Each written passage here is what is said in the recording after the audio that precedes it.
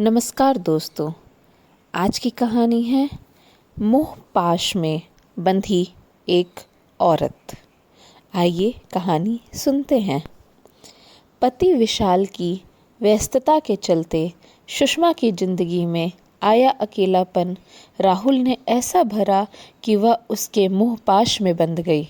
फिर उसने एक दिन राहुल को फ़ोन पर बात करते सुना और देखते हैं क्या हुआ। आज रविवार है। पूरा दिन बारिश होती रही। अभी थोड़ी देर पहले ही बरसना बंद हुआ था, लेकिन तेज हवा की सरसराहट अभी भी सुनाई पड़ रही थी। गीली सड़क पर लाइट फीकी फीकी सी लग रही थी। सुषमा बंद खिड़की के सामने खोई खोई खड़ी थी और शीशे से बाहर देखते हुए राहुल के बारे में सोच रही थी। पता नहीं वह इस मौसम में कहाँ है। बड़ा खामोश, बड़ा दिलकश माहौल था। एक ताजगी थी मौसम में, लेकिन मौसम की सारी सुंदरता, आसपास की सारी रंगीनियाँ दिल के मौसम से बंधी हुई थी। उस समय सुषमा के दिल का मौसम ठीक नहीं था। विशाल टीवी पर कभी गाने सुन रहा था तो कभी न्यूज़। वह आराम के मूड में था, छुट्टी थी, निश्चित था। उसने आवाज़ दी, सुषमा क्या सोच रही हो खड़े खड़े?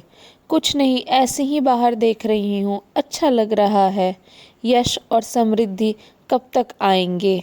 बस आने ही वाले होंगे, मैं उनके लिए कुछ बना लेती हूँ, कह के सुषमा किचन में चली गई। सुषमा जानबूझकर किचन में आ गई थी। विशाल की नज़रों का सामना नहीं कर पा रही थी कि उसमें इस समय हिम्मत नहीं थी। उसकी नज़रों के समय बस राहुल के साथ इंतज़ार की बेचैनी थी। सुषमा और विशाल के विवाह को 20 वर्ष हो गए थे। युवा बच्चे यश और समृद्धि अपनी अपनी पढ़ाई और दोस्तों में व्यस्त थे।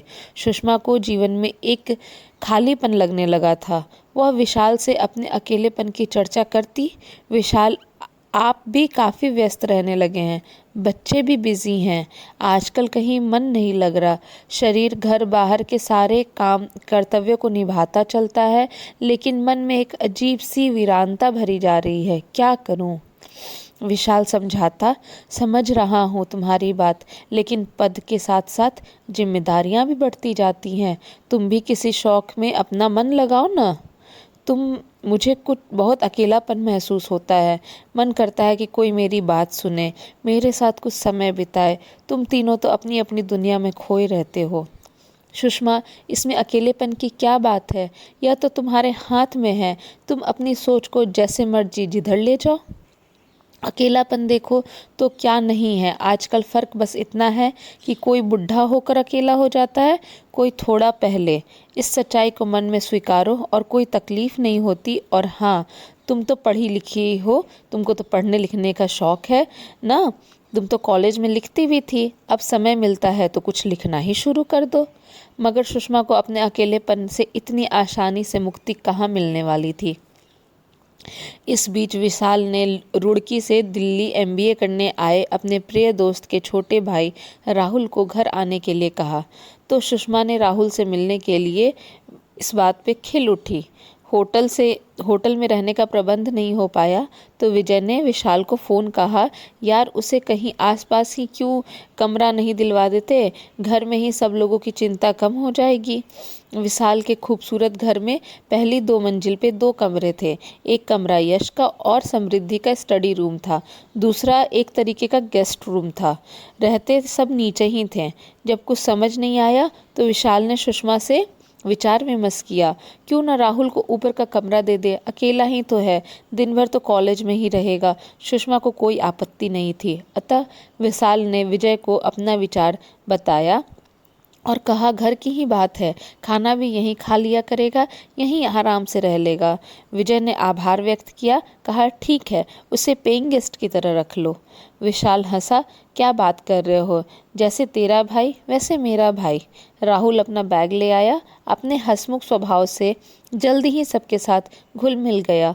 सुषमा को अपनी बातों से हंसाता था। सुषमा तो जैसे फिर से जी उठी थी और संतुलित व्यायाम और संतुलित खान पान के कारण सुषमा संतुलित देह इष्टि की स्वामिनी थी।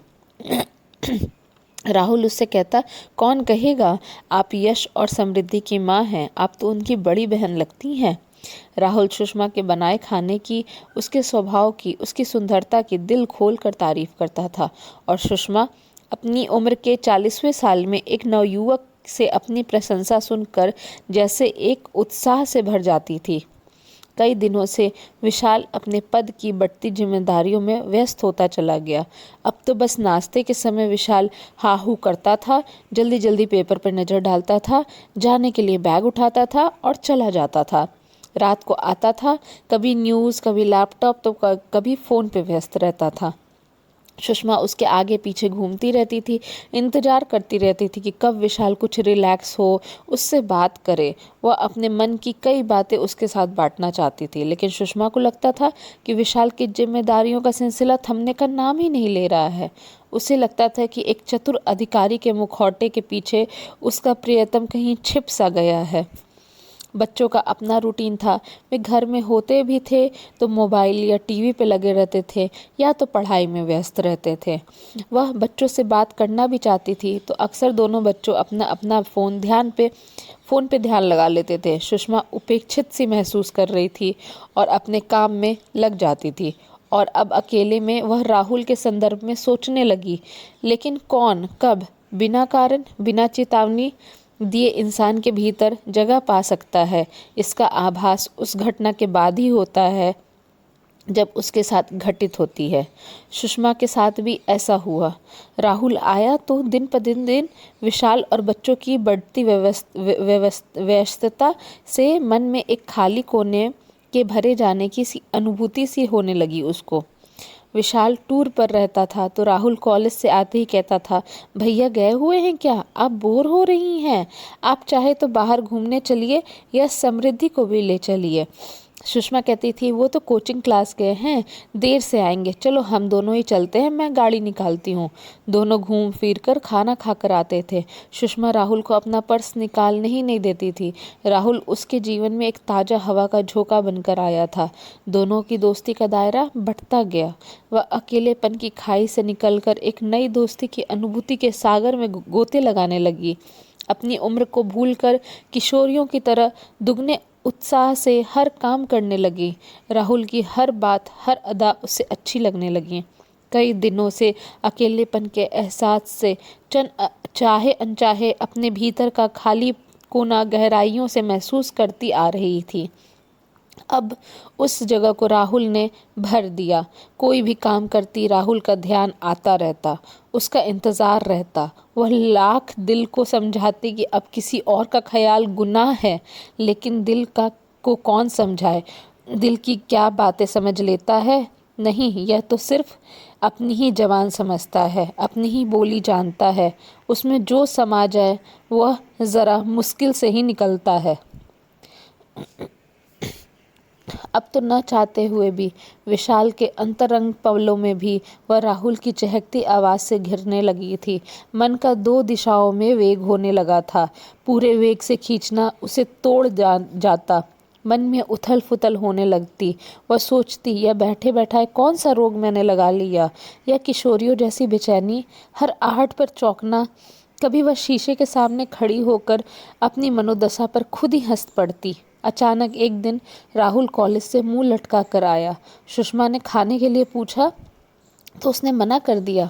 वह चुपचाप ड्राइंग रूम में ही गुमसुम बैठा रहा। सुषमा ने बार बार पूछा तो उसने बताया, आज कॉलेज में मेरा मोबाइल खो गया है। यहाँ आते समय विजय भैया ने इतना महंगा मोबाइल दिया था, अब भैया मुझसे गुस्सा हो जाएंगे। सुषमा चुपचाप सुनती रही, कुछ बोली नहीं। लेकिन अगले ही दिन उसने अपनी जमा पूंजी से 15,000 निकाल कर राहुल के हाथ पर जबरदस्ती रख दिया। राहुल के मना करने के बाद भी सुषमा ने उसे जोर से रुपए दे दिए। कुछ महीने बीते, विशाल भी फुर्सत मिला। राहुल की हाल चाल पूछा, वैसे उसके पास समय ही नहीं रहता था। सुषमा पर घर गृहस्थी पूरी तरह सौंप कर अपने काम में लगा रहता था।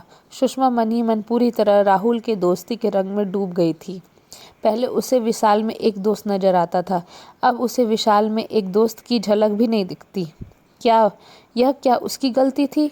विशाल को अब उसकी कोमल भावनाएं छूकर भी नहीं जाती थी। राहुल ने उसे एक दोस्त नजर आता था।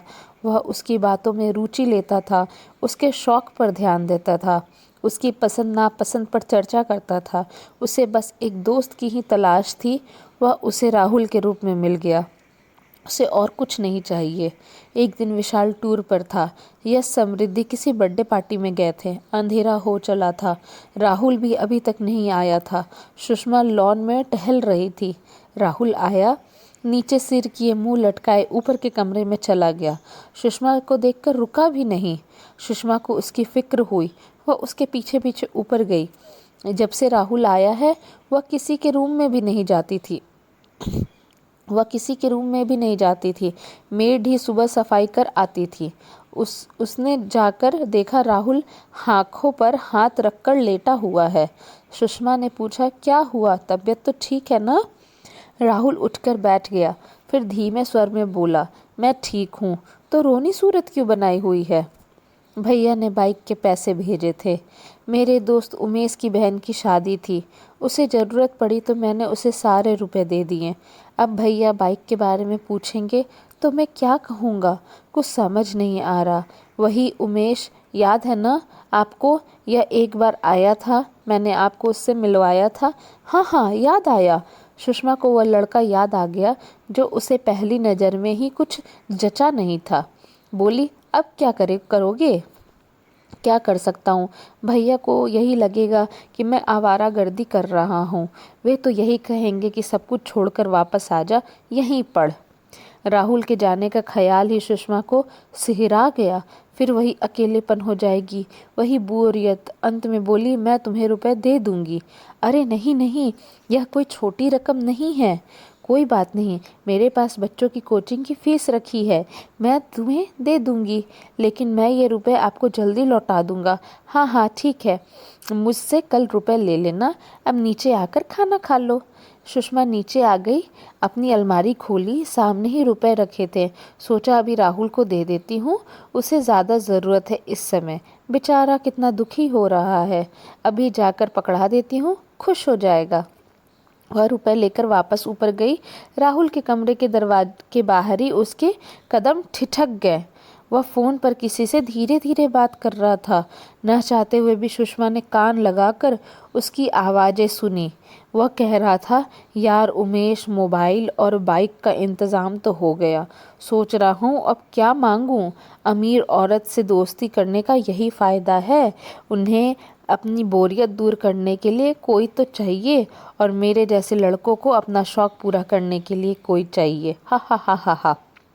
मुझे तो यही लगता था, थोड़ी सब्र से काम लूँगा तो वह मेरे साथ सो भी जाएगी। बेवकूफ़ तो है ही, सब कुछ होते हुए भटकती घूमती रहती है।